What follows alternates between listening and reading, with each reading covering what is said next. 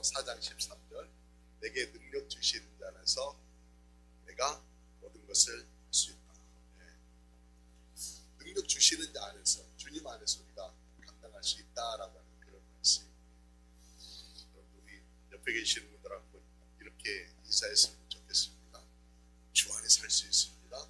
이렇게 인사하십시다. 시작. 주 안에서 할 수 있습니다. 아멘. 주님 안에서 여러분 분명 할 수 있습니다. 사람들이 뭔가를 결정하려고 할 적에 뭔가 이렇게 안 좋은 예측들이 우리 가운데 보이게 되면은 위원이 확 이렇게 갈리는 거예요. 그냥 비관적인 사람들은 알겠어. 계속 비관적으로 보고요. 지극히 낙천적인 사람들은 되겠지 이렇게 생각합니다. 거기에 또 지혜로운 사람들은 어떻게 할까요? 그래 뭔가 해보자라고 길을 찾아간다는 거예요. 뭐 낙천적인 것도 좋지만은 여러분들 지혜로운 사람이 저는 됐으면 좋을 것 같습니다. 어지러운 시대 지금 살고 있습니다. 주간 한파 몰아맞고 서천에 화재도 있어. 점점 매주 이렇게 뉴스를 보면은 불확실성의 시대인 거 맞은 것 같아요. 기후변화, 불안정한 경제 흐름, 산업 구조의 어떤 변화, 국제정세도 얼마나 지금 적반입니다. 자꾸 미국에서 아시아 쪽에 전쟁 날 것처럼 계속해서 언론에 지금 보도가 흘러나온다는 그런 얘기 듣습니다. 러시아와 우크라이나 전쟁 중단 안 되고 있지 않습니까? 이스라엘과 하마스의 전쟁 어떻게 또 확장될지 모르는 뉴스에 지금 안 돼버리고 있으니까 그렇지 참 어려운 시대에 살고 있습니다. 이럴 때일수록 우리가 더 지혜롭게 우리들 마음들을 좀 추스리면서 회복의 길들을 조금씩 열어가야 되겠다라는 그런 생각이 들죠. 오늘 저는 여러분과 함께요 환란이 기다리고 있다라고 하는 그런 이야기가 들려졌어요. 저게 어떤 자세를 취할까 같이 한번 말씀을 나누고 본문 말씀을 사도행전입니다. 사도 바울이요 1차, 2차, 3차 전도여행 마지막에서 3차 전도여행을 이렇게 쭉 합니다. 그리고 나서 이제 예배소 교회를 거쳐서 예루살렘으로 이렇게 돌아오는 길. 바울의 손에는요 유럽에 있는 교회들이 모아준 헌금이 있습니다. 예루살렘 교회가 어려움 가운데 있어서 그 교회를 돕기 위한 구제 헌금이 들려졌고요. 그 헌금을 가지고 예루살렘으로 돌아옵니다. 그런데요 그 돌아오는 길에 성령께서 바울에게 이런 감동을 주십니다. 20장 23절 보니까 같이 한번 볼까요? 오직 성령이 각 성에서 내게 증언하여 결박과 환난이 나를 기다린다 하시니 각 성에 갈 때마다 성령께서 바울에게 사람들의 입을 통해서 증언해 주시는데 결박과 환난이 나를 기다린다 이런 감동을 주신다는 거예요. 실제로 오늘 본문 21장에 넘어오면은 4절과 11절에 각각의 성에 도착하였을 적에 성령의 감동을 받은 사람들이 들려주는 이야기가 소개됩니다. 21장 4절 보면은요 제자들을 찾아가서 거기서 이들을 머물렀더니 그 제자들이 성령의 감동으로 바울더러 예루살렘에 들어가지 말라 이렇게 두로라고 하는 지방에 갔을 때 또 11절에는 가이사랴에 도착했을 때 한참으로 온 거예요. 11절에 우리에게 와서 바울의 띠를 가져다가 자기 수적을 잡아먹는 바람을 성령이 말씀하시되 예루살렘에서 유대인들이 이와 같이 이 띠임자를 결박하여 이방인의 손에 넘겨주리라. 선지자를 통하여서 들려주시는 것입니다. 공통적이잖아요. 이 알려주시는 게 또 성령께서 알려주시는 거예요. 어떻게 해야 될까요? 어떤 선택을 해야 될까요? 뭔가 여러분 결정을 할 적에 작동되어지는 요소라고 하는 게 있습니다. 이게 그냥 무작정 선택이라고 하는 것을 하는 것이 아니라 그 선택까지 가는 과정 안에는 요소들이 있다는 거예요. 그 요소들 중에 가운데 제가 설명을 드리자면은 첫 번째는 무엇이든지 자율성이라고 하는 것들이 있어야 돼요. 자율성. 스스로 선택해야 된다. 공부도 내가 스스로 해야지 이게 누가 막 강요해가지고 한다라고 하면 하기는 하지만 끌려가서 굉장히 후회하는 그런 선택을 할 수밖에 없는 거예요. 자율성이라고 하는 게 있어야 되고요. 또 하나는 동기가 분명해야 돼요. 이 동기는 의미라고 좀 표현하면 좋을 것 같습니다. 동기나 의미는 추진력과 같아요. 의미가 있고 동기가 있는 일들은 흥미롭게 즐겁게 왕성하게 활동하면서 전진시켜 나아가는 거예요. 또 세 번째는요, 정보라는 것이 반드시 있어야 돼요. 다양한 어떤 정보들을 모아가지고 분석을 해내야 되는 거죠. 이런 것들을 종합해가지고 결국은 선택이라고 하는 것을 우리는 한다는 거예요. 근데 바울 보세요. 정말 열정적으로 그가 복음을 전하는 일, 예수 그리스도께 붙잡혀서 지금까지 복음을 전하는 고단한 일이지만 감당했었어요. 스스로 한 거예요. 주님의 감동 주셨지만 그가 결단해서 한 거예요. 여기까지 나오면서 주님께서 펼치시는 어떤 놀라운 역사들을 바라보면서 정말 잘 달려왔다라는 의미도 있어요. 근데 정보가 지금 굉장히 난해한 어려운 정보들이 지금 막 시합이 되고 있어요. 성령께서 주시는 정보예요. 수많은 고난들이 결박이 그에게 놓여있다. 어떻게 해야 될까요? 어떻게 해야 될까요? 오늘 우리에게도 여러분 의지를 가지고 헤쳐나가려고 하는 그런 또 마음도 있고, 내가 정말 세상에서 빛이 되고 소금이 되어야 되겠다는 의지가 있지만은 예측되는 어떤 상황에서는 정말 별로 어렵잖아요. 이거 어떻게 헤쳐나가야 될까요? 바울이 헤쳐나가고 있는 길들을 한번 따라가 봤으면 좋겠습니다. 바울이요, 5절 말씀 이렇게 무릎을 꿇고, 여러분 같이 한번 5절 말씀 읽어볼까요? 이 여러 날을 지낸 후 우리가 떠나갈새 그들이 다 처지와 함께 성문 밖까지 전송하거늘 우리가 바닷가에 무릎을 꿇고 기도하고. 여기 지금 바울과 함께하는 동행하는 이들이 있고요, 전송하는 그룹이 있어요. 그러니까 바울을 떠나보내는 두로라고 하는 지방의 사람들이 바울을 지금 떠나보내면서 전송하는 무리가 있는데, 그들과 함께 성문 밖까지 쭉 나와가지고 바울이요 바닷가에서 함께 떠나가는 사람들과 무릎을 꿇고 기도를 하고 있어요. 그 무리 가운데에는 사도행전을 저자했던 당연히 누가가 있을 것이고요, 20장 4절 보면은 소바더, 세군도, 아이오, 디모데, 두기고, 두로비모, 아리스다고 이런 제자들이 함께 동행을 하고 있어요. 그들이 다 같이 무릎을 꿇고 기도하고 있다는 거예요. 기도라고 하는 것은 여러분들 뭔가 정말 우리가 신앙생활 안에서 놓칠 수 없는, 놓쳐서는 안 되는 것이죠. 어떤 불확실한 어떤 상황에 놓여있다 하더라도 끊임없이 우리가 끈을 붙잡는 심정, 절대 놓지 말아야 되는 끈, 이게 바로 기도라고 하는 거예요. 예수님께서도요 이미 십자가를 앞에 놓고 계실 적에 십자가의 고난이 어떤 것인지 알고 계셨어요. 수치스러움도, 모멸당하고 몸이 찢겨지고 그 고통이 얼마나 처참하겠습니까? 그래서 오르신 언덕이 어디입니까? 겟세마네 오셨어요. 겟세마네 동산에서 예수님이 기도하셨던 기도의 내용을 너무나도 잘 알고 있습니다. 그때 주님의 어떤 마음들, 심정들이 우리가 읽혀집니다. 할 수만 있으면 이 잔이 지나가기를 구하셨습니다.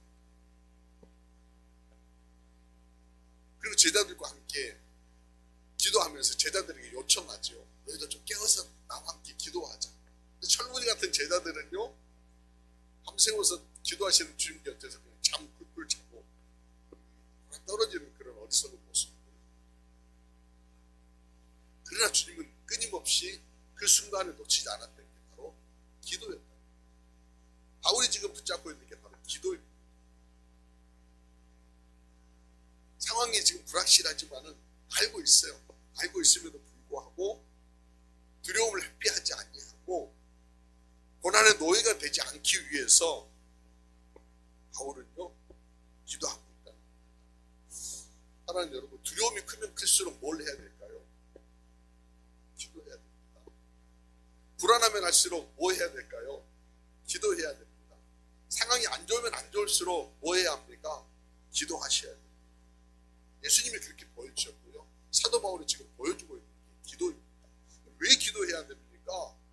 왜 기도해야 됩니까? 이 어떤 질문에 이렇게 좀 예화를 들면 적절할지 모르겠습니다. 산모가 말이에요. 이제 만삭이 되었을 때 얘를 낳을 시기가 됐어요. 옆집에 아줌마가 와가지고 얘기하는 초산인데 얘 낳는 거 얼마나 힘들 줄 알아? 손톱가락 넘어가 다 죽어가는 거야. 이런 정보를 줍니다. 병원 가지 말어 이렇게 얘기하고 그럼 어떻게 해야 됩니까? 병원 가지 말아야 합니까? 아니죠. 가야 됩니다. 가야 되는데 어떻게 가야 됩니까? 담대함을 무장시켜야 됩니다. 할 수 있다라고 위임하고 가야 됩니다. 그러기 위해서 기도하는 거예요. 병원 가기 위해서 기도하고 병원을 출발해야 된다라고 하는 거예요. 그래서 기도한다라고 하는 것은 주변의 확성기는 약간 줄여내고 하나님의 음성, 하나님의 말씀을 더 선명하게 듣기 위한 거 아닌가 이런 생각입니다. 헨리 나우엔이라고 하는 분이요. 그가 세상 떠나기 1년 전부터 안식년을 갖게 했고요.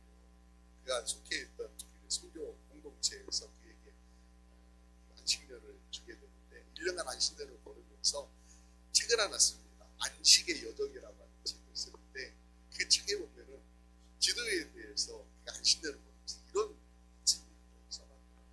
여러분 함께 나누고 헨리 나우엔이 쓴 안식의 여정이라는 글입니다. 기도는 무의식의 삶과 무상과 의식의 삶을 이어주는 것입니다. 기도는 내 생각과 마음을, 의지와 열정을, 머리와 가슴을 이어준다. 내 안에 있는 것을 연결시켜준다. 기도야말로 중요한 건데요. 기도야말로 생명을 주시는 하나님의 성령이 내 존재 구석구석에 스며드시게 하는 길이다. 이런 거지. 그런 거예요. 결국 내가 기도한다라고 하는 것은 하나님의 성령이 내 존재 구석구석에 스며들어서 나를 지지하고 붙잡아 주시는 어떤 그런 은혜를 누리기 위해서라도 기도라고 하는 것이 반드시 필요하다라고. 그럼 필터 버블이라고 하는 용어 혹시 하시나요? 필터 버블. 유튜브나 또는 뭐 트위터나 또는 뭡니까 이런 여러 우리가 인터넷에 검색하는 검색 사이트 막 검색을 하게 되면은 이 정보가 말이에요. 그 사이트를 운영하는 그 사람들에게 다 제공입니다. 그래서 내가 검색한 정보에 따라서 그 다음에 꼬리를 물고 막 뭔가를 따라와. 유튜브 여러분 보시면은 내가 어떤 걸 상품을 하나 검색을 했어. 근데 그 검색한 뒤에다가 옆에 창에 쫙 그 상품과 비슷한 내용들이 막 이렇게 뜹니다. 이걸 뭐라고 그래요? 필터. 근데 이게 좋은 것도 있지만은 사람들의 사고를 이렇게 딱 묶어버려요. 그래서 내가 이제 정치적인 그런 용어들로 한번 보자면은 야당의 것들을 막 검색해가지고 봤으면 그 다음에 야당 것만 계속 나와요. 그래서 계속 야당에 유리한 얘기들만 계속 올라오고요. 여당 것 봤다 그러면 여당에만 계속 올라가요. 그러다 보니까 어떻게 돼요? 사람들이 정보력에 대한 어떤 풍성한 것들을 갖지 못하고 한쪽만 계속 보게 된다. 기울어지는 것이죠.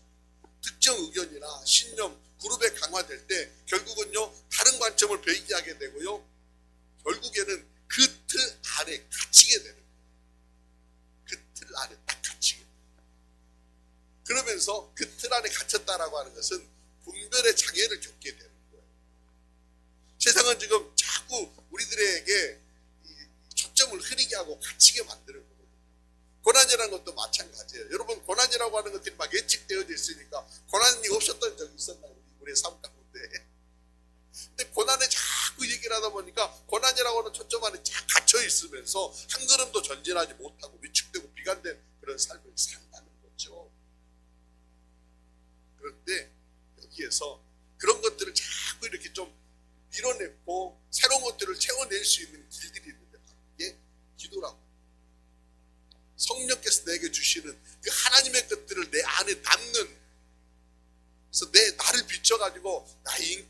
의식과 나의 존재 안에 있는 것들이 잘 되어져 있는지 잘못되어졌는지 하나님의 어떤 거울 안에 비춰보는 것이죠.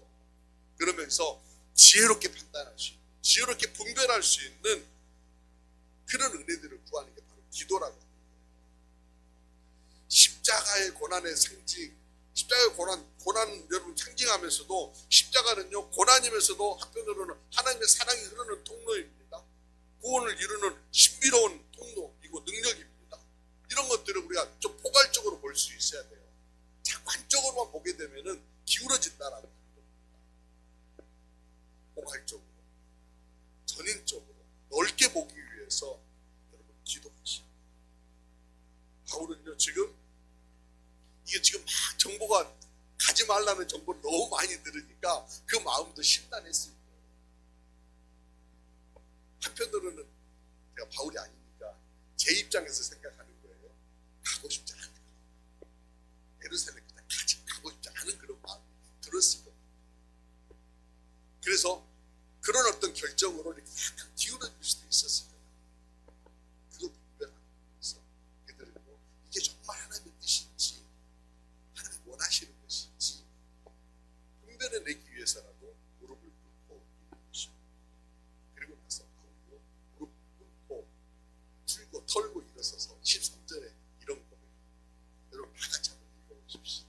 13절 시작. 바울이 대답하되 여러분이 어찌하여 울어 내 마음을 상하게 합니다. 나는 주 예수의 이름을 위하여 결박당할 뿐 아니라 예루살렘에서 죽을 것도 하고.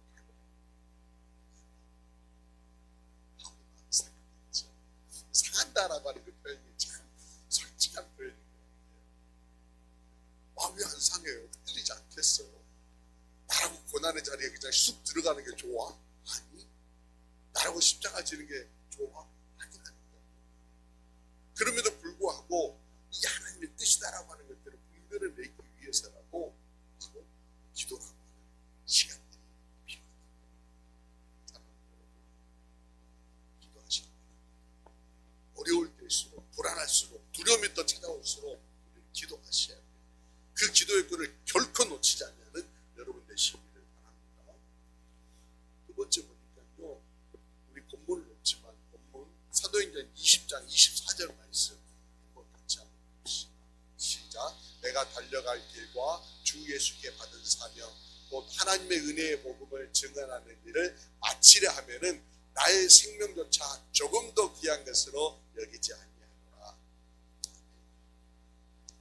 이미 성령께서 바울에게요 가면은 결박과 너를 험한 길들이 기다리고 있다라고 하는 것을 일러주셨을 적에 바울이 이런 결박하고 준비했었어요. 주 예수께 받은 사명 곧 하나님의 은혜의 복음을 증언하는 일, 이걸 내가 놓치지 않겠다. 나의 생명을 그곳 견주어서 조금 더 귀한 것을 여기지 않겠다라고 다짐했었어요. 결국 죽게 받은 사명으로 달려내겠다라고 다시 한번 이렇게 다짐하고 있는 것이죠. 한번 생각해 보십시다. 지금 브로나 또는 그 아가보라고 하는 예언자가 예언자가 바울에게 예루살렘 올라가지 마세요 이렇게 반대했던 이유, 바울을 아끼고 사랑했기 때문에 아끼고 사랑하니까 그런 거예요. 사랑받는 자가 사랑하는 자가 고난당하는 것 굉장히 그냥 바라볼 수 없는 일이지 않습니까? 인간적으로 보면 지극히 당연한 행동입니다. 그런데 여기에서 성령이 그들에게 미리 이런 것들을 알려주신 이유가 뭐일까요?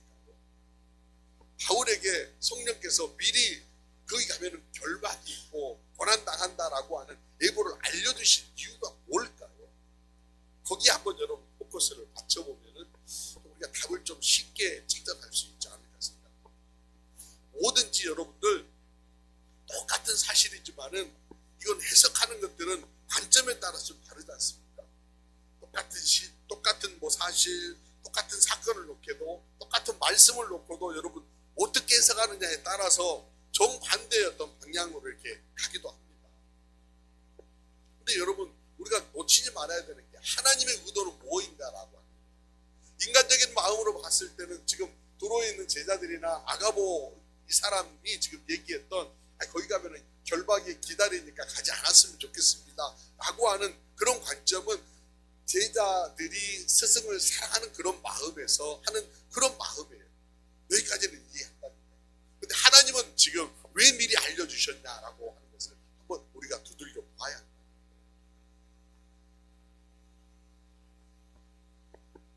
피하라고 알려주셨을까요? 저는 그러지 않으셨어요. 피하라고 알려주시려고 하면은 피할 길들이 이미 다 열어줘 버리시죠. 하나님 괜히 무슨 뭐 피하라고 이런 정보 줘가지고 바울을 굉장히 구차한 사람 만드시려고 그러겠습니다. 그런 건 준비하는 거죠. 각오를 다시 한번 다짐하고 가라라고 하는 그런 의미입니다.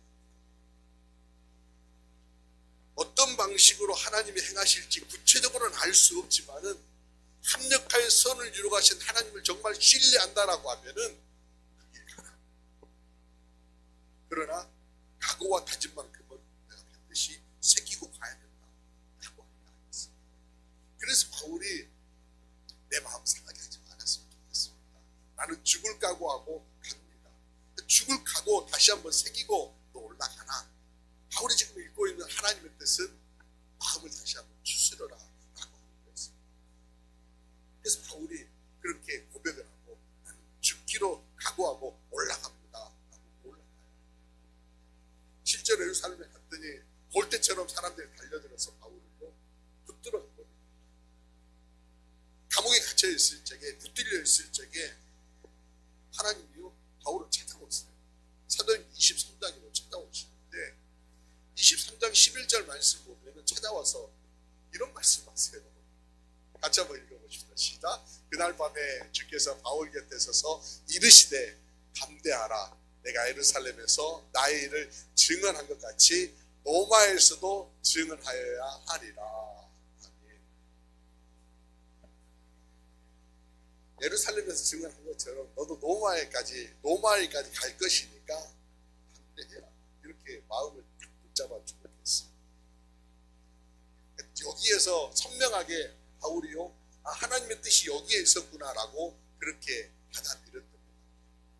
그리고 로마에 어떤 가는 길들 그 이후에 이제 어떤 펼쳐지는 이야기를 우리가 보면은 로마에 가는 길들이요 이렇게 한번 생각해 봅시다. 바울이요 로마에 가려고 하면은 당시 어떤 그 교통 여건이나 또는 바울의 어떤 체력적인 것이나 또는 어떤 물질적인 것이나 또 이런 모든 것들을 놓고 봤을 적에 가장 안전하게 갈 수 있는 방법은 뭐였을까?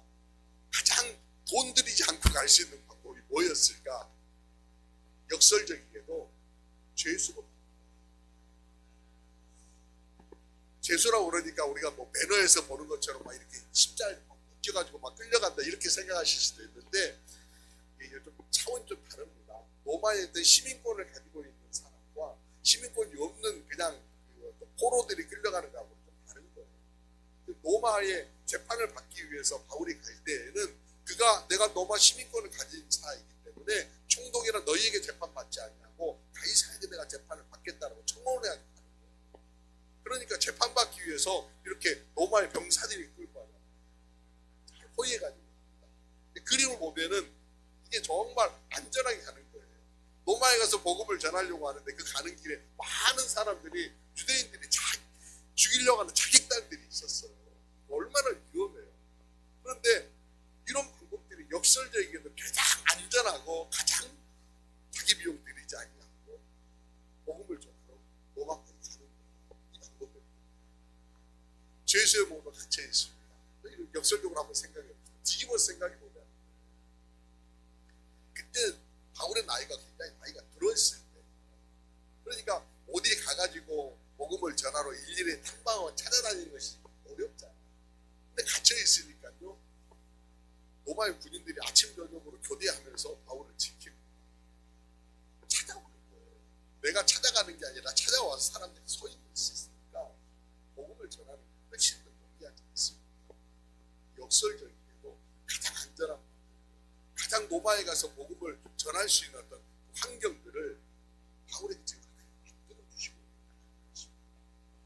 갇혀 있으면서요. 그리고 옥중에 편지들을 씁니다. 옥중에서 교회들의 형편들을 살피면서 정리하여서 교회들에게 편지를 보낼 수 있는 그런 기회들도 없게 됩니다.